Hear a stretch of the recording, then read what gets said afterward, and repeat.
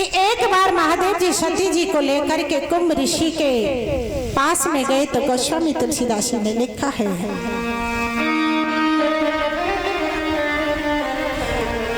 मुनि शन वेदा भाग्य त्रिपुरारी, मुनि शन वेदा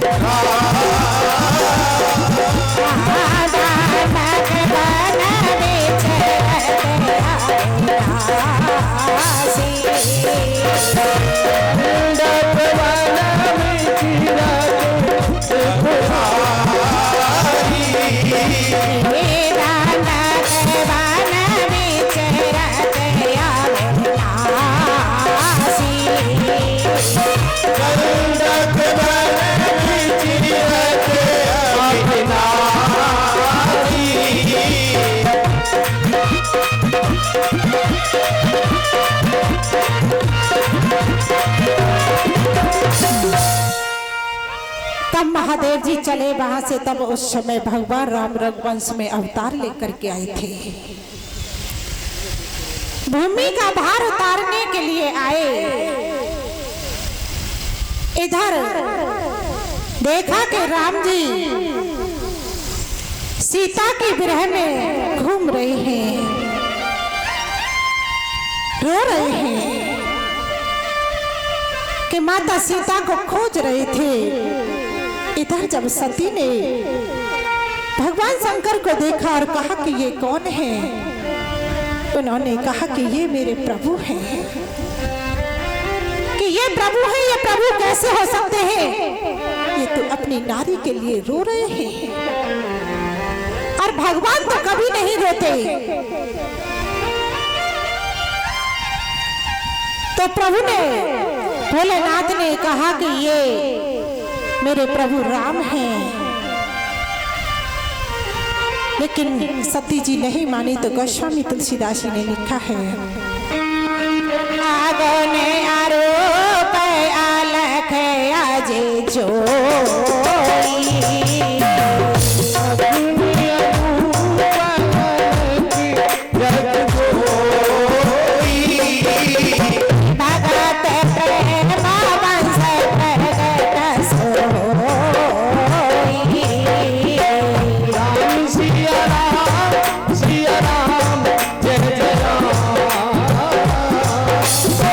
सोई मामा इष्ट देव रघुवीर।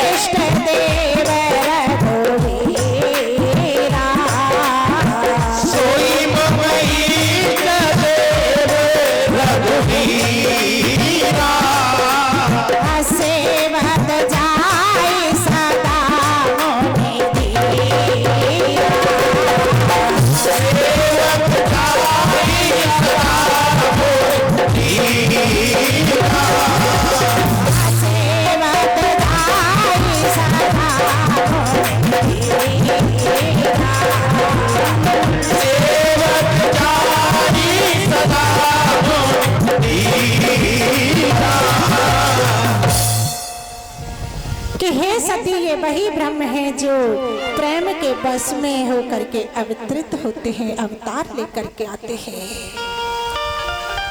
ये वही श्री राम है, मेरे प्रभु हैं। साधु ऋषि मुनि जितने भी हैं उनके ध्यान में जो आते हैं। लेकिन सती ने कहा कि मैं ऐसे कैसे विश्वास कर सकती हूँ, मैं ऐसे नहीं मान सकती हूँ। ये पत्नी की ग्रह में रोते हैं, मैं इनकी परीक्षा लूंगी। तो भोलेनाथ ने कहा कि जैसे तुम्हें सही लगता है सती वैसा तुम करो। तो गोस्वामी तुलसीदास जी ने लिखा है, जैसे मेटे तोरे ब्रह्म भारी, जैसे मेटे तोरे ब्रह्म भारी, जैसे मेटे ब्रह्म तोरे भारी, जैसे मेटे तोरे ब्रह्म भारी, कराओ सजाता ना विवेक विचारी, कराओ सजाता ना विवेक विचारी, तब लागे बैठे रहो बातें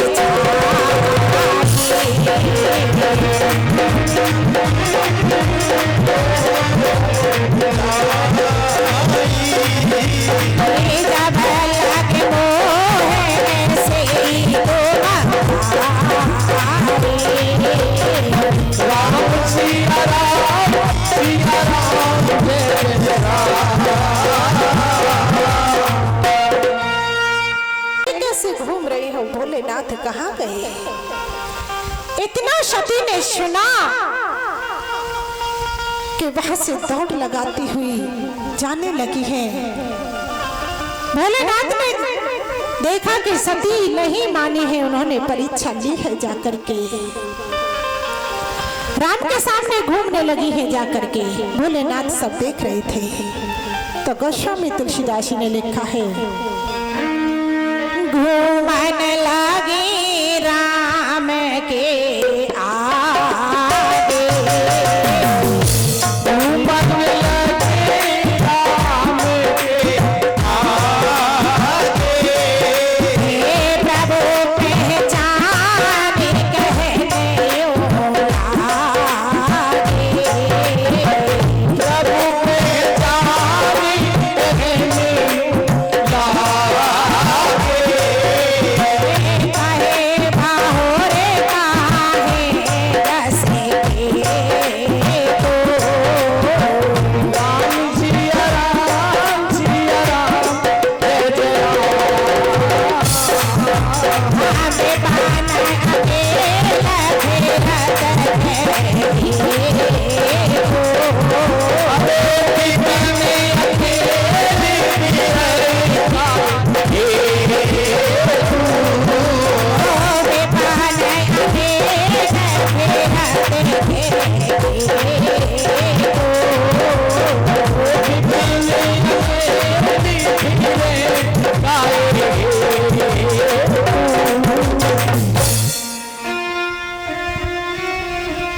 कि हे माता आज अकेली ही क्यों घूम रही हो? इस तरह से राम ने जो भी शब्द बोले भोलेनाथ ने वो शब्द देख लिया और वहां से सती जी ने दौड़ लगा दी है, कैलाश पर्वत पर पहुंच चुकी है। भोलेनाथ ने कहा कि परीक्षा लेकर के आई हो? सती ने कहा कि नहीं, मैंने कोई परीक्षा नहीं ली। भोलेनाथ ने कहा कि तुम झूठ बोल रही हो, परीक्षा नहीं ली। भोलेनाथ वहां से चले गए, समाधि लगा ली। 88 वर्ष के लिए समाधि लग गई। अब 88 वर्षों के बाद जब समाधि टूटी है भोलेनाथ की, तो सती जी सामने सेवा में आई हैं। तो सती को अपने बगल में आसन नहीं दिया, भोलेनाथ ने सामने आसन दे दिया। उसी समय वहां से उन्होंने देखा कि अनेकों प्रकार के विमान जा रहे हैं, अनेकों प्रकार के विमान जा रहे हैं, देख रही हैं, तो सती ने कहा कि प्रभु इसमें बड़े बड़े देवगण जा रहे हैं, ये विमान कहाँ जा रहे हैं? भोलेनाथ ने कहा कि देवी तुम्हारे पिता के घर में यज्ञ है, ये सब वहीं पर जा रहे हैं। कि मेरे पिता के घर में यज्ञ है? कि हाँ। तो मेरे पिता के घर यज्ञ है तो मेरे लिए निमंत्रण नहीं आया? कि देवी तुम्हारे पिता हमसे देश मानते हैं, इसलिए उन्होंने निमंत्रण नहीं भेजा है। सती ने कहा तो पिता के घर यज्ञ है तो मैं वहां पर अवश्य जाऊंगी। भोलेनाथ ने कहा कि देवी पिता के घर में कभी बिना बुलाई नहीं जाना चाहिए, और पिता के घर यज्ञ है तो यज्ञ में तो बिल्कुल नहीं जाना चाहिए बिना बुलाई। लेकिन सती ने कहा कि मैं तो जाऊंगी। तो भोलेनाथ ने कहा कि नहीं मान रही है तो चली जाओ। सती नहीं वानी वहां से चल दी है तो द्वारपालों ने वहीं रोक दिया है। सती ने कहा कि तुमने मुझे पहचाना नहीं? ये मेरे पिता का घर है, मेरे पिता के घर में यज्ञ है और मैं जाऊंगी। तो अंदर प्रवेश कर गई है सती जी।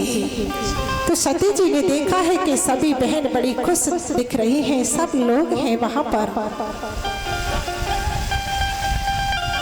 कोई भी सती जी से बात नहीं कर रहा है, कोई भी बोल नहीं रहा है, सती जी से मुंह फेर लिया है सबने। माँ चाहे कैसी भी हो, लेकिन माँ तो माँ ही होती है, माँ बिना बोले नहीं रह सकती है। तो गोस्वामी तुलसीदास ने लिखा है, सादर भाले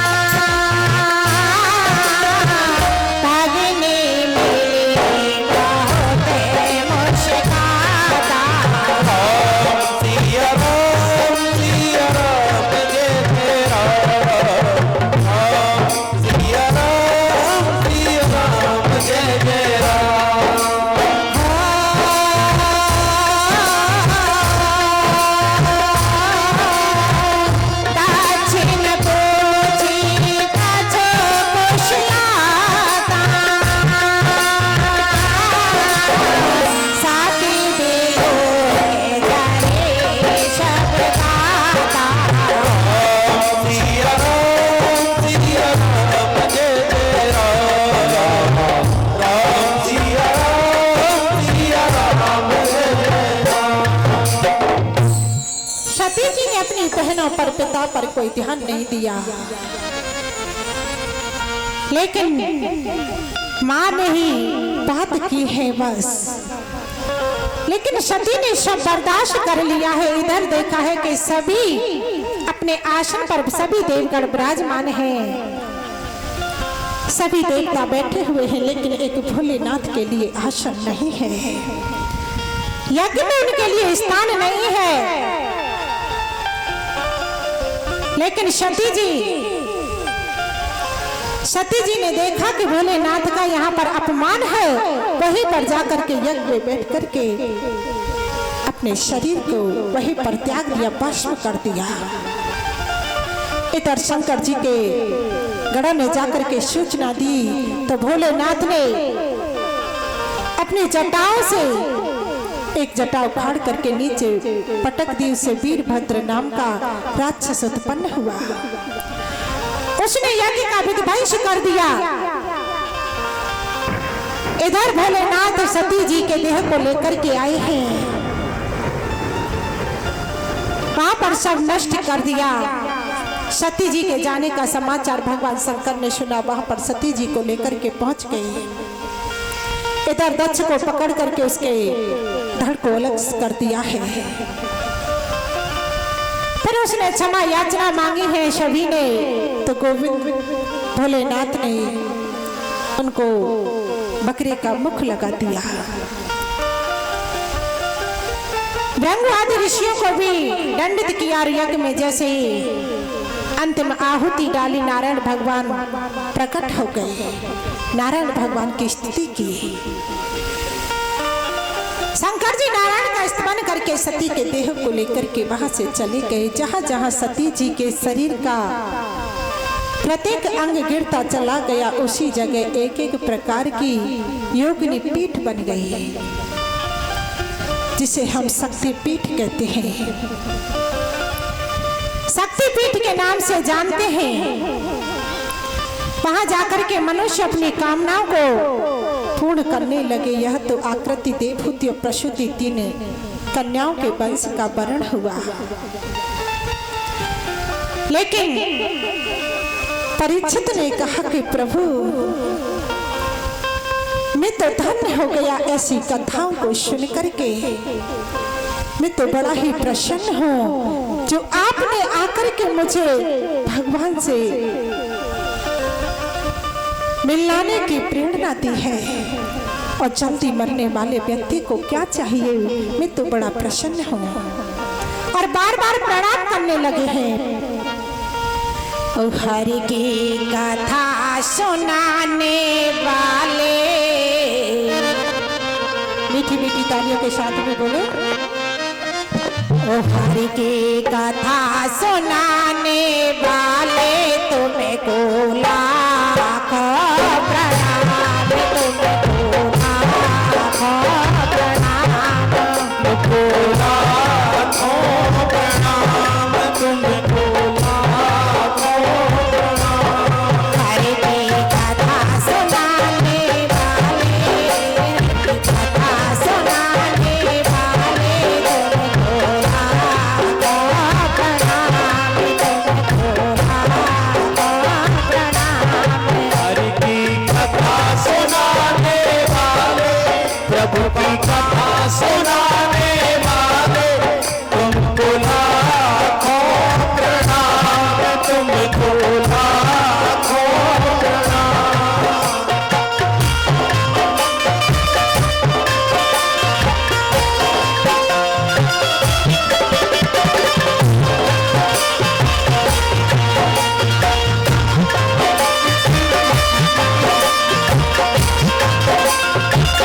घोड़े रहे थे वन में, बल खो बैठे थे तन में। हम दौड़ रहे थे वन में, बल खो बैठे थे तन में। हम घोड़े रहे थे वन में, बल खो बैठे थे तन में। हम दौड़ रहे थे वन में, बल खो बैठे थे तन में। ओ राह बताने वाले, ओ राह बताने वाले, बिगड़ी को बनाने वाले, बिगड़ी को बनाने वाले, तुमको लाखों प्रणाम, तुमको लाखों प्रणाम। लाखों प्रणाम, तुमको लाखों प्रणाम। हरि की कथा सुनाने वाले, हरि की कथा सुनाने वाले, तुमको लाखों प्रणाम। लाखों प्रणाम।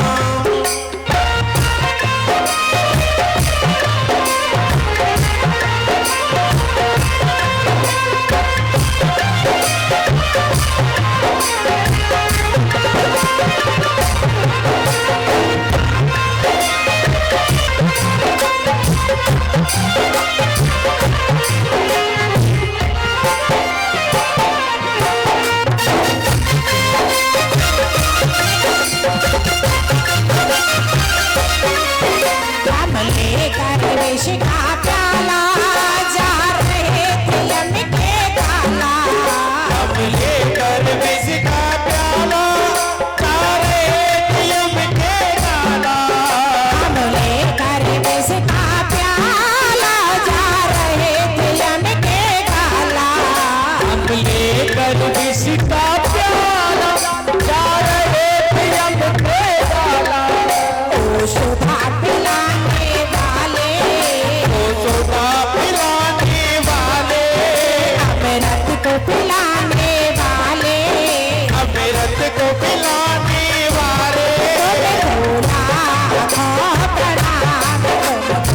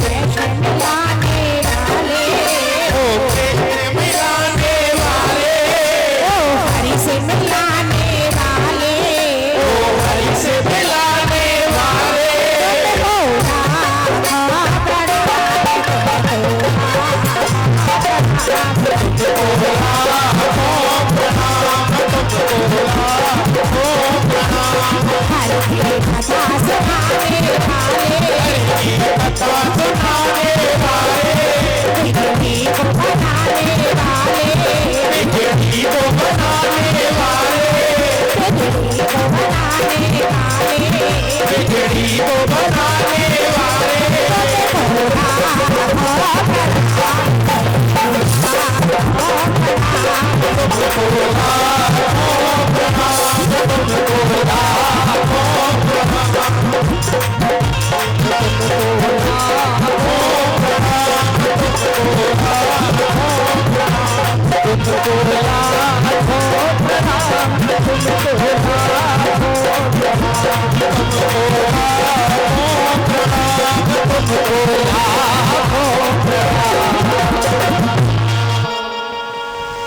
बोलिए गोविंद भगवान की जय हो।